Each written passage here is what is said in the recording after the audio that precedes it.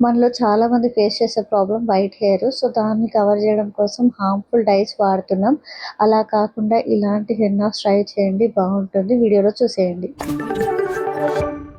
ఇదొచ్చేసి ఆయుర్ henna అండి. మీకు ఏ super మార్కెట్‌లో అయినా అవైలబుల్ ఉంటుంది. మీకు రేట్ కూడా చాలా రీజనబుల్‌గానే ఉంటుంది. సో, ఈ వీడియో చూస్తూ గనుక మీరు అప్లై చేసుకున్నట్టయితే మీకు జస్ట్ 10 మినిట్స్‌లో అప్లై చేసుకోగలుగుతారు. ఎండ్ వరకైతే ఎక్కడ మిస్ అవ్వకండి. ఫస్ట్ హ్యాండ్స్‌కొచ్చేసి ఇలా కోకోనట్ ఆయిల్ అయితే బాగా అప్లై చేసుకోండి. మనం గోర్లకి, చేతుల వేళ్ళ మధ్య అప్లై చేసుకోండి. మనం హెయిర్‌కి హెన్నా వేసినప్పుడు చేతులు నల్లబడకుండా ఉండడం కోసం మీకు ఇదైతే బాగా యూజ్ అవుతుందన్నమాట. తర్వాత గ్లౌజెస్ వేసుకోండి. ఇప్పుడు ఇది ఎలా చేయాలో చూద్దాం. ఫస్ట్ అయితే ఒక గిన్నెలోకి వాటర్ తీసుకొని బాగా మరిగించండి. ఇప్పుడు మా మమ్మీ హెయిర్‌కి అయితే ఒక ప్యాకెట్ హెన్నా పౌడర్ సరిపోతుంది. సో, ఫస్ట్ అయితే హెన్నా పౌడర్‌ని కట్ చేసి ఒక గిన్నెలోకి అయితే వేసుకున్నాను. వేసుకొని అందులోకి హాట్ వాటర్‌ని మిక్స్ చేసుకుంటూ అయితే కొంచెం థిక్‌గా కాకుండా, లూజ్‌గా కాకుండా దోస బ్యాటర్ లాగా అయితే ఇలా మిక్స్ చేసుకుంటున్నాము. సో, ఈ హెన్నా ఓన్లీ వైట్ హెయిర్ వాళ్ళకి కాకుండా మీరు ఎవరైనా యూజ్ చేయొచ్చు. లైక్ హెయిర్ అనేది వాల్యూమ్‌గా కనిపించాలన్నా, సిల్కీగా కనిపించాలన్నా, స్మూత్‌గా కనిపించాలన్నా, షైనీగా కనిపించాలన్నా, సో, ఎలా కనిపించాలన్నా మీకు ఇదైతే చాలా బాగుంటుంది. సో, అప్లై చేసుకోవడం కూడా చాలా ఈజీ అన్నమాట. సో, ఉండలు లేకుండా బాగా కలిపేసుకొని ఒక 10 మినిట్స్ అయితే పక్కకు పెట్టేసుకోవాలి. సో, తర్వాత హెయిర్‌కి ఎలా అప్లై చేయాలంటే ఫస్ట్ అయితే చిక్కులు లేకుండా హెయిర్ అంతా నీట్‌గా దువ్వేసుకోవాలి. దువ్వేసుకున్న తర్వాత ఇలా ఒక పాయ తీసుకుంటూ ఈ పేస్ట్‌ని అయితే నీట్‌గా అప్లై చేసేసుకోవాలి. సో, మధ్య పాప నుండి ఎప్పుడు గాని స్టార్ట్ చేయాలన్నమాట.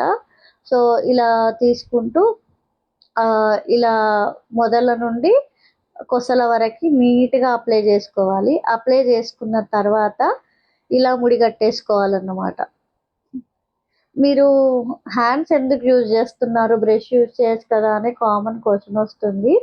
సో, మనం హ్యాండ్స్‌తో అప్లై చేసేటప్పుడు మనకి హెయిర్‌కి ఎక్కడ కలుస్తుంది, ఎక్కడ కలవట్లేదు అనేది తెలుస్తుందన్నమాట. సో, అందుకే నేను హ్యాండ్స్ అనేటివి యూజ్ చేస్తానన్నమాట. గ్లౌజెస్ వేసుకుంటున్నారు కదా! మళ్ళా హ్యాండ్స్‌కి కోకోనట్ ఆయిల్ ఎందుకనే డౌట్ రావచ్చు. సో, అలా ఎందుకంటే కొన్నిసార్లు మనం గ్లౌజెస్ వేసుకున్నా కానీ మనకి డై అయితే అంటుతుందండి. సో, అందుకని చెప్పేసి నేను కోకోనట్ ఆయిల్ కూడా అప్లై చేసుకున్నాను. అకేషన్ ఉన్నప్పుడు హ్యాండ్స్ అనేటివి అలా ఉంటే బాగోదు కాబట్టి.